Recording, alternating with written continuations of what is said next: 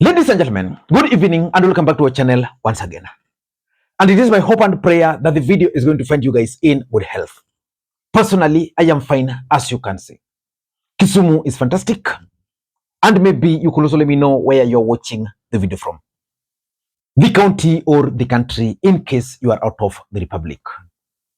Ladies and gentlemen, Rigathi Gachagua was impeached by the members of parliament in the National Assembly overwhelmingly. And when Kenyans thought that the Senate were going to save Rigathi Gachagua, the Senate also followed the footsteps of their counterparts in the National Assembly by voting overwhelmingly to send Rigathi Gachagua home. But if you look at the grounds of Rigathi Gachagua's impeachment critically, you will all agree that those grounds were not enough grounds to actually impeach the Deputy President of the Republic of Kenya, which means only one thing, that Rigathi Gachagua committed some grave political mistakes. And because a new deputy president is likely to come in anytime soon, we know Rigathi Gachagua is challenging the impeachment in court, and Rigathi Gachagua is intending to pursue justice up to the Supreme Court. But at the end of the day, Professor Kithure Kindiki is going to be sworn in as the deputy president of the Republic of Kenya, which means Professor Kithure Kindiki might also commit the same mistakes that Rigathi Gachagua committed. So in this video, I want us to look at the grave mistakes which Rigathi Gachagua committed and Professor Kithure Kindiki must avoid for him to survive, politically speaking. But before we do that, for those who are watching this channel for the first time, please take a second or two, click the subscribe button, so that next time we produce a video like this, YouTube will automatically notify you. And to the subscribers, I want to continue thanking you guys for your continued support.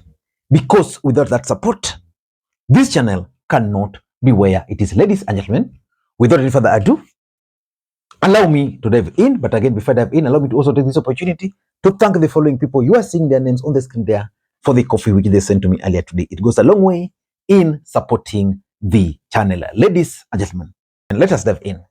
For those who've been following this channel, I predicted that the fallout between William Ruto and Rigathi Gachagua was going to be worse than the fallout we witnessed between William Ruto and Uhuru Kenyatta, and that fallout was going to have casualties. I want you to mark this. Ndindi Nyoro is likely to be a casualty of Rigathi Gachagua's impeachment. I know very soon political parties are likely to readjust their house leadership. Ndindi Nyoro, as we speak, is the chair of the budget committee. I have always explained to you guys why William Ruto appointed Ndindi Nyoro as the chair of the budget committee. Let me just explain to you guys why Ruto appointed Ndindi Nyoro as the chair of the budget committee. After the last election, William Ruto nominated Rigathi Gachagua as his deputy president. And he knew who Rigathi Gachagua was, because Rigathi Gachagua was a close ally of Uhuru Kenyatta. And the fact that William Ruto could use him to fight Uhuru Kenyatta, it simply meant that there was no way William Ruto was going to trust him. And of course, based also on his personality, William Ruto feared him. So William Ruto created checkmates for Rigathi Gachagua. He appointed Kimani Ichung'wah as the majority leader, which means politically speaking, Kimani Ichung'wah is the senior-most political leader from the mountain. In any event the president is, Kimani Ichung'wah as the leader of the majority must speak. William Ruto also appointed Moses Kuria to checkmate Rigathi Gachagua. Then Ndindi Nyoro was also appointed as the chair of the budget committee to enable him prepare for 2032. But Ndindi Nyoro never helped William Ruto when William Ruto needed him the most during the finance bill. Again, during this impeachment of Rigathi Gachagua. So, just as by the way, based on those, I think there's a fallout between Ruto and Ndindi Nyoro. But let us not get into that for now. Let us focus on the mistakes which Professor Kithure Kindiki must avoid, because at the end of the day, Professor Kithure Kindiki is going to be installed as the Deputy President of the Republic of Kenya. The first mistake which Rigathi Gachagua committed and Professor Kithure Kindiki must avoid is the fact that Rigathi Gachagua ignored the influence of MPs. I want to take you back to Uhuru Kenyatta and William Ruto. You see, after the handshake between Uhuru Kenyatta and Raila Odinga, William Ruto got very angry, annoyed, and he started planning for his 2022 presidential election. William Ruto did one thing. He ensured that he had the support of members of parliament on his side, and he was fully funding them, which meant there was no way anybody would plan and succeed in impeaching William Ruto at that time. For Rigathi Gachagua, I'm actually surprised and shocked, because Rigathi Gachagua was a member of parliament. He could not even rally the support of his former colleagues. The reason for that is the fact that once he was elected, he only saw William Ruto as the only important person. And he ignored the members of parliament. And that's why they easily ganged up against him. So for Professor Kithure Kindiki to survive, he must ensure that members of parliament are comfortable with him.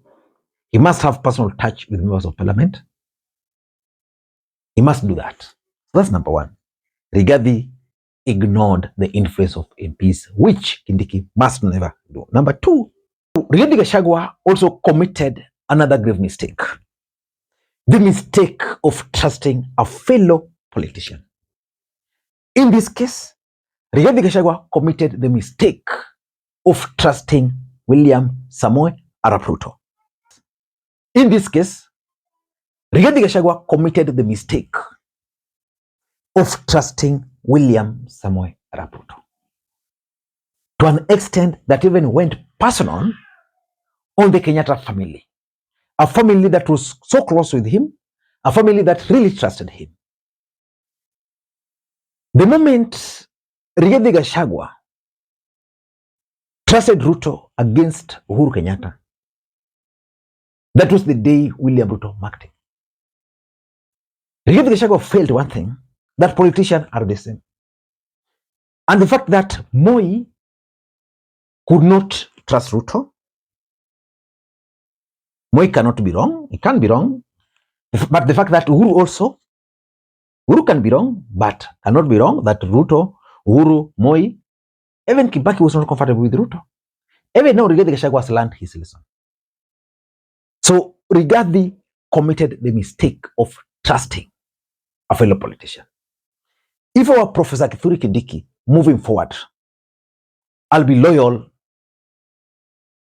to the president, to the core, but I'll never trust a politician. So that whatever they tell you, you must look at them from a critical perspective.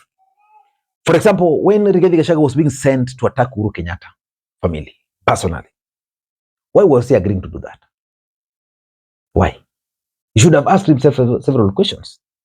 But he was set up to an extent that today he's apologized, but nobody is taking that seriously. Trusting a politician. Rigathi committed the mistake of trusting Ruto. Number three is burning bridges. They use and dump. William Ruto used Rigathi, he has dumped him. Why? Because Rigathi decided to burn bridges. For those who've been studying Raila Odinga and his politics, there's one thing Raila Odinga has succeeded. Today, Raila Odinga can easily just leave Ruto, support Mudavadi, nothing will happen to him because he's not burning bridges. Raila Odinga attacks are normally purely political.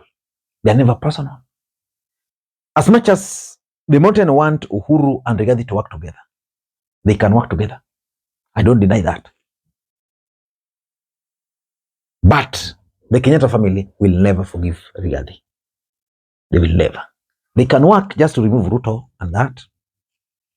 So Kindiki should never attempt to burn any bridge. Number 4, and this is something which came out publicly, clearly, and I think it's one of the major reasons why most MPs and senators voted to remove or to impeach Rigathi Gachagua. Failure by Rigathi Gachagua to brand as a national leader. Rigathi Gachagua branded himself as a Kikuyu. I don't know how Rigathi Gachagua is feeling wherever he is, but he was a deputy president. His term has come to an end, but you can't pinpoint a region Rigathi Gachagua visited in his capacity as a deputy president. He would come to Nyanza, but only when Uhuru is there. Sorry, when Ruto is here. He never, because he never took those regions seriously. So, it was easy now to remove him because he doesn't enjoy the national support. For Kindiki, he's a professor of law, should realize that Kenya is bigger than him and reach out. And lastly, fighting political wars which are not his. Rigathi Gachagua fought so many wars. He was the guy fighting everybody, being used left, right, and center. Some of those wars were never his. For example, during Azimio demos, why was Rigathi Gachagua taking the lead on or in attacking Azimio supporters? What was the need? Or what was the need of Rigathi Gachagua trying to prove that he's so powerful in the Republic of Kenya? While we know the wars were never his. The fallout between Uhuru and Ruto were their personal wars. Rigathi Gachagua would have maintained that hizo ni vita zao. I'm not getting involved. And of course, lastly, there is also this outshining the master. When Rigathi Gachagua embarked on consolidating the mountain, that was the end of him. And I've explained to you here many occasions that there's no way William Ruto would allow another kingpin to emerge from the mountain. He can never allow. Rigathi Gachagua started competing for the mountain, wants to be the kingpin. Of course he is. He has kicked William Ruto, but where I say, as we speak, Rigathi is out of office. Ladies and gentlemen, I don't know what you think, but that's my take. Until next time, this is Lee Makwiny. Bye-bye.